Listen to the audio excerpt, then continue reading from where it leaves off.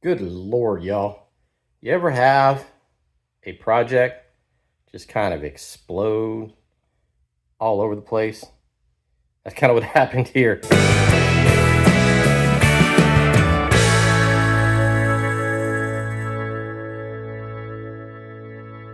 It has been raining nonstop for the past 2 weeks. Well, I say nonstop, every other day, just enough to keep everything wet. And since I'm prepping this outside for paint, I just don't have the ability to bring it in the garage to do it. So that kind of put paint prep on hold. By the way, I'm getting kind of burnt out on sanding. Sanding kind of sucks, and paint prep is taking a lot longer than what I expected to do. It's one of those things we talked about in one of the videos is whatever time you think it's going to take, double it or triple it, because yeah, that's a thing. So what I was talking about doing is removing these seats and putting in those BMW Comfort seats that I have in the garage. And that's what the Comfort seats are wider than these. And so I will likely not be able to use that center console. We'll see. It's pretty close in here with the standard seats. Again, those BMW seats are a little bit wider, and I was planning on doing a custom center console anyway and some audio in this cab, in the cab of this truck. I decided to change momentum or change directions and work on the BMW Comfort seats that we have here. Now, in the previous video, I talked about these seats were laying on the side of the road. So I threw them in the truck and brought them home. They are in excellent condition. I don't know if they work or not. So what we're going to try to do is put some power to them and at least get some movement out of those motors. So we're going to create a harness to hook to a battery so that we can go ahead and test these seats. And we are looking at a rat's nest of wires in there. BMW has a control module you can see in the lower left corner over here. That control module is basically what controls the seat. Everything has to be computer controlled. It has to talk to the truck or the car that it came out of. So we're going to try to put some power to these seats, see if these motors even work.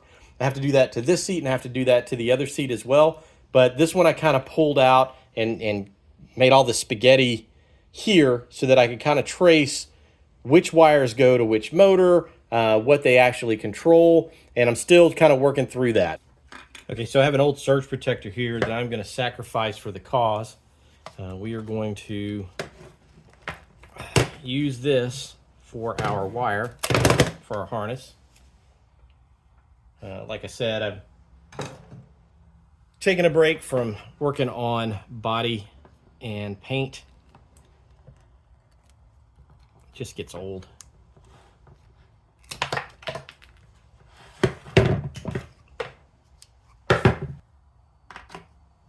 Some alligator clips here.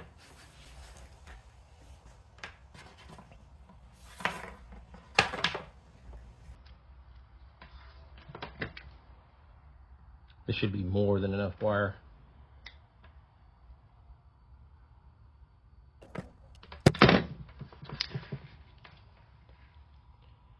Trying to be very gentle and make sure that I'm not slicing into any of the wires I'm pulling.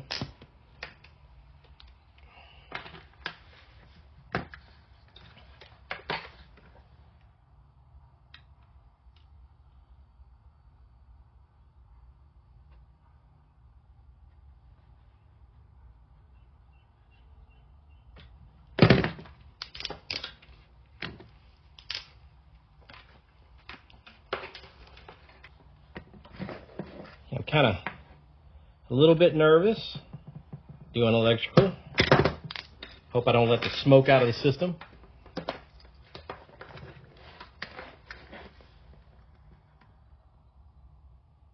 I had some good friends of mine. Well, they are helping me out. One is an electrical engineer, and the other does custom BMW cars for a living. And so he sent over some diagrams and some things and some hints and tips as to what's what as far as the wiring is concerned on these seats. So shout out to George and Kurt. So I'm continuing to build out this set of leads. So what I'm going to do, because I want to make sure that I don't blow something up or or let the smoke out of the wires, and which carries the electricity, if you ask Lucas, the Prince of Darkness. I'm going to put this 30 amp fuse in line. This end will attach to the battery. This end will attach to the lead, and that's what will protect the wiring, hopefully, from any mishaps if we overpower something. But I don't think we should, but just to be on the safe side and just to err on the side of caution, that's what we're going to do. Okay, so here's the rat nest that goes into the makings of a modern BMW seat. This tray sits up like this inside, so you can't normally see it. I've unscrewed that and zip tied the bolts so that I still have them to the tray itself. This is where the pigtail from the car connects to the seat. I've already used these little push pins. I'll show you how they work. So these guys go in like this, and they clip in here. So these are clipped in. I'm just using this little probe, and I'm just pressing in and pulling, and they slide right out. Oops, I caught in there. There we go, slide right out. So brown on a BMW is ground, or earth if you're in Europe. And this red and blue should be positive.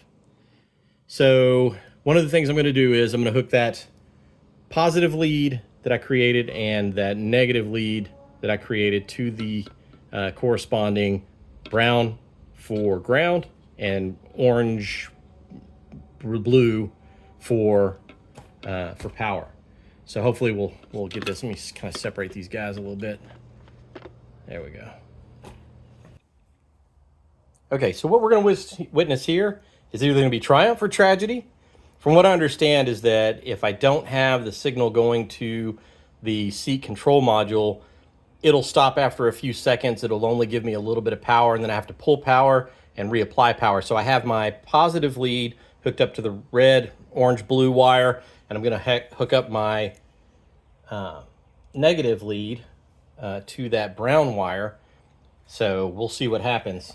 Yeah, we're going to move some stuff out of the way before I start having the seat crawl around on me. All right. Where's the kaboom? There was supposed to be an earth-shattering kaboom. Yeah, I'm getting nothing. So this project may be dead in the water before it starts. Good Lord, y'all. You ever have a project just kind of explode all over the place? That's kind of what happened here. I am in the thick of it for sure. Tried some things that I saw on YouTube using a step down, 12 volt to 5 volt step down, and then a wave signal generator to try to wake this thing up, and it was no dice. And that may be why these were dumped on the side of the road, is because the modules were bad. I'm going to do what they call the nuclear option, and I'm just going to wire this thing straight. So at the end of the day, these are just 12 volt motors. They have 2 wires. Now, these plugs, you can't see that one. These plugs generally have 2 large wires, and then they'll have 2 of these smaller little wires. These smaller wires are for sensors. They're not really good for anything that I'm going to be using it for. I don't need to talk to the main ECM. I don't need to talk to kind of the accelerometer in the computer to determine the exact deployment of the airbags and everything. And so this doesn't apply to my vehicle. So I will likely dispose of these, pare it down to this, and wire them to regular 12 volt momentary switches to get things up and running. The switch panel on this has only 2 wires. I don't know if you can see that there. So there's a brown, a red, and then they have 1 white wire. I don't know that I'll be able to control all of these motors with this switch panel. I wish I would be able to, but again, there's a 6-pin out plug there, but there's only 3 wires. So I don't know if it has to talk to the computer to work. My guess is that it does, and it does, and all the functions from this board inside this module board are needed to run all the motors and the various options. So looking at this stuff, it is spaghetti. I've been going through and identifying wire pairs so I can not use this thing, this infernal module here.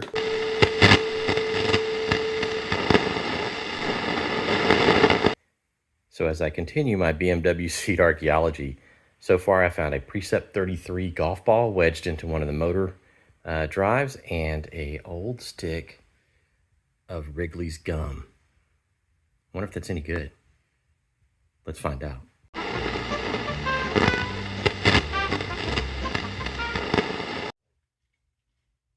Okay, so far I've identified the motors for the bottom of the seat.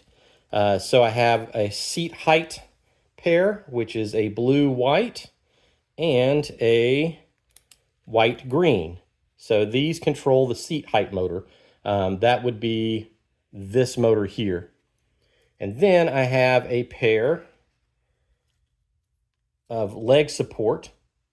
So these leg support wires, the blue, white, and the black, blue, which go up to this motor here, controls this leg support that moves in and out. This red wire, red-white wire, is front, forward, and back with this purple and white wire. So these 12-volt motors reverse polarity. So to go one way, it's positive. To go the opposite way, it's negative, so that you reverse the current to the two wires. And that's all you really need to run these motors. So far I've got these motors, this motor, and this motor up and running. I'm starting to work on the motors that move the seat back forward and back. And I'm also going to start working on the side bolsters. So basically these seats have electrically adjustable side bolsters. So if you're driving aggressively, you can narrow the seat, give you more support, keep you from sliding around. If you're just chilling, cruising down the highway, you can let them loose and just kind of relax. So there's lots of functionality to this seat, and that's why I kind of want to see if I can get them in the truck. I think it'll be cool, and like I said, I've been wanting leather seats for a while, so hopefully this will work out. Continuing to work on these motors, I'm going to try to get the side bolsters up and running. So the motor in the back of the seat has a orange-white, like this, orange-white, and a black-white connected. So I'm going to put power to them, and I will get them to try to articulate. We'll see what happens. Again, it's you know, the polarity matters, so I may have to switch around a little bit. But I'm going to go ahead and hook them up and see if I can't get some things moving along here.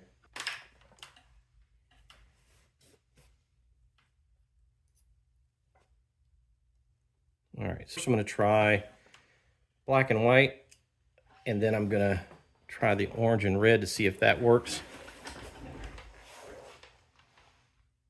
I need to move around so I can see if the bolsters move. Or alternatively, I could be setting off the airbags, which would be a bad deal. Okay, so that is doing nothing for me. So that may mean that I need to switch. Let's put positive on the red-white wire and negative on the black-white wire. So nothing. Okay, well let's check the fuse on this on these pigtails I made.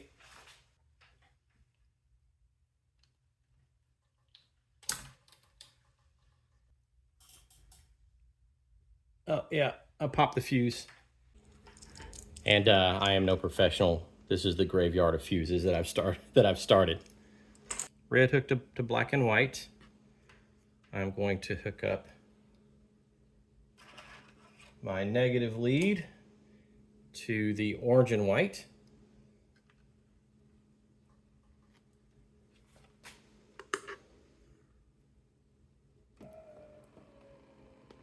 Okay, that's doing something. And I'm going to move you guys around you can see. So you're going to watch the bolster here. As you can see, it's going down. You can watch this. See it squeezing in.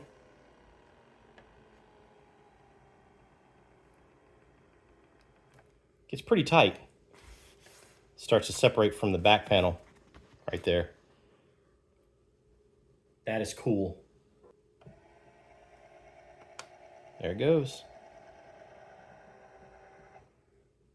Ah, that's awesome. Okay, let's slide back over. Now I'm going to mark these and add it to my bundle of wires. So we're going to call this bolsters. Now I'm going to have to figure out some sort of switch arrangement. I'm hoping maybe I can find something from a late model that has more wires coming out of this, because I don't think I'm going to be able to use this. I'm going to try, but I don't know that I will be able to. So I need to find something that has enough switch functions and enough leads out to drive all these motors. I may have to reach out to my buddy Kurt, because he is an electronic whiz. So maybe he'll have some ideas for me. I don't know, man. I am super excited. I feel it coming. I'm gonna have to find a way to mount these seats. These seats are a little bit wider than the one that are in the Ram right now. And at some point, I'm gonna have to figure out a mounting bracket. I have an idea that maybe I can use some 1/4-inch aluminum and cut out. The fact that they're wider makes it a little bit easier. They may interfere with the center console. In fact, I'm probably sure they're going to interfere with the center console. So we'll see what happens. And I'm going to I want to build a custom console anyway, so we'll have to figure that out. So I'm going to go check the other seat, see what the next motor in line is and what the color pairs are. I'm looking for, here's a yellow with a green stripe. Here's a yellow with a blue stripe. I've got to clean this place up. It's a mess. All right, so to get these out of the plugs, kind of separate them. So if you can see in here, these are come apart. They kind of slide together, but one side is positive, one side's negative. They're not really, because it's a reverse polarity thing. Either one could be negative or positive. But you've got two sides, one wire into one side and one wire into the other side. So right here, there is a little arrow that kind of shows the direction it's supposed to go. So what I've been doing is depressing that and pulling the wire. So I'm trying to, so you can see it. So you can see it kind of gives way, and then you slide it right out. These are pretty easy to depin, actually. It's kind of convenient. The over-engineered harness and computer module thing, which drives me crazy, is a whole different ball game. And also, generally, the wires are going to be across from each other. See, so you had that green and yellow on one side, and you had that blue and yellow on the other side. So depress and try to give it a tug up, and there it slides right out. Okay. So we're going to separate this from the rest of the wires. All right, now this, I'm thinking, is going to move the back of the seat forward and backward. All right, trying to keep these wires as separated as possible. As you saw, my graveyard of fuses. All right, so we're going to hook this up. Yellow, blue.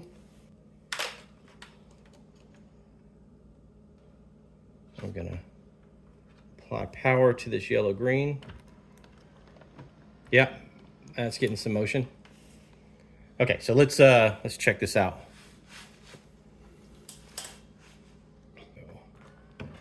Moving up or back, we'll reverse polarity. Moving forward. Oh, crap. Don't do that. I just accidentally knocked my leads together and fried another fuse. Ugh. I'm an idiot. So we've got bolsters, we've got seat back. There is also a function where the shoulder rest and the headrest will move up and down on its own. And then there's a shoulder adjustment, so it'll move the contour of the seat back and forth like that. So I got to figure out what motor that is. Okay, so here's a white green, and here's my gold yellow. So I'm going to put positive to the green white and the yellow white.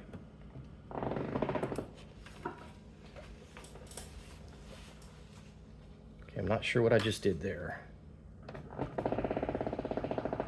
Okay, all right, so this is what I was talking about. You can adjust the contour to your body.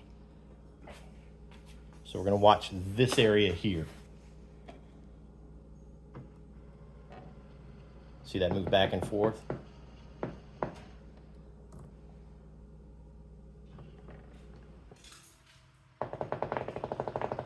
Man, I am so jazzed that these motors all work.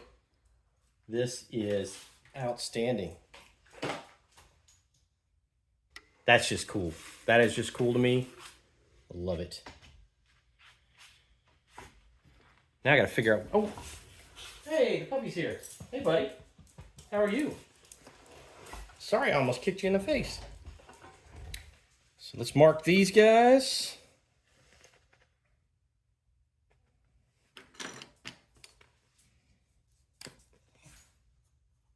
Contour. Now there's some other wires in here because the seats are heated, they're air conditioned or cooled. So basically it pulls air in. They've got some lumbar support that I've got to figure out. And so I've got to figure that out as well.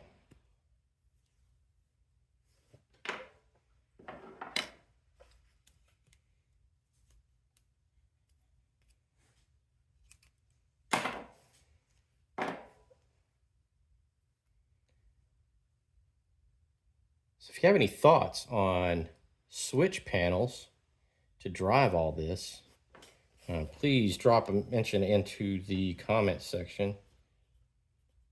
I want them to look nice though. I want them to kind of look OEM or custom, but I don't really just want some giant honking boat toggle switches or something on there. So unless I find, well, I may not find something like that, but I would like to buy one of those aftermarket kind of OEM seat switches for, you know, something that doesn't have that computer board in it, so that it's more of an analog 12 volt momentary switch that I can use on these. All right. Man, my bundle's getting bigger and bigger. Here, oh, I got something that I don't want in there. Those are all those little sensor wires and things. The motors generally stop at the end of their travel. So I don't know what those sensors do. Like I said, I think it has something to do with the accelerometer in the main computer in the ECU. If you get into an accident or something, that it rapidly adjusts the seats and fires all of the airbags and things. So I'm not quite sure. So I only have two more thick wires, a blue with a thin brown stripe and that blue with the yellow stripe. So I'm gonna go back to my back of my other seat and take a look at that and see what that does. Hopefully I don't like set off the airbags or anything. I don't think I will, but there's only one way to find out. So we'll see what happens when we do this. It's probably the headrest motor, if I had to venture a guess, because the headrest motor is supposed to go up and down on its own. There's no way to really kind of move it up or down. So I'm betting that this is the headrest. It's the only two that are left. I'm thinking that this is an air pump for the lumbar support. So when it inflates in the back, some of these others are going to drive like the heating element and the cooling element. But I think these are probably going to be, well, let's fingers crossed these will be the headrest up and down. So we shall see shortly.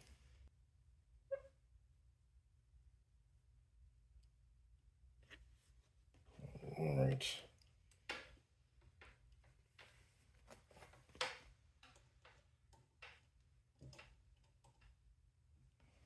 All right, let's see what happens.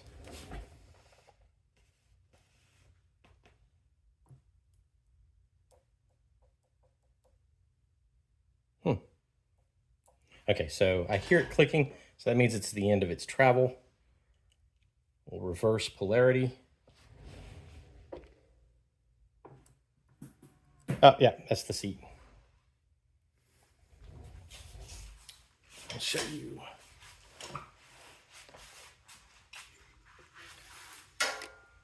Okay, so the seat moved, this headrest moved forward, up,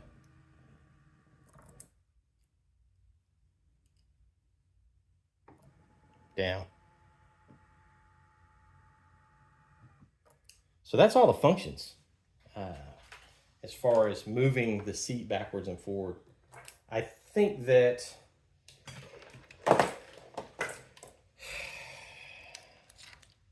so the rest of these are going to be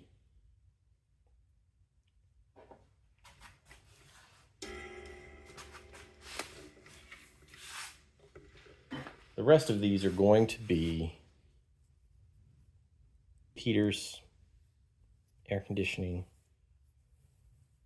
So I'm gonna have to figure that out. I need to check the diagrams that he sent over to me. So we have yet to meet in person. We've just emailed back and forth. I owe that dude a beer, or the beverage of his choice, and maybe a burger or something.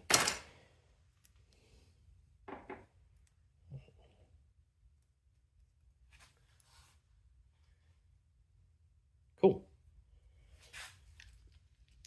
So that's where we're going to stop. I need to do some research on some switches, and then I will look into the color coding for the seat heaters and then the cooling fans and all that stuff. You can kind of see one, kind of see the cooling fan in there.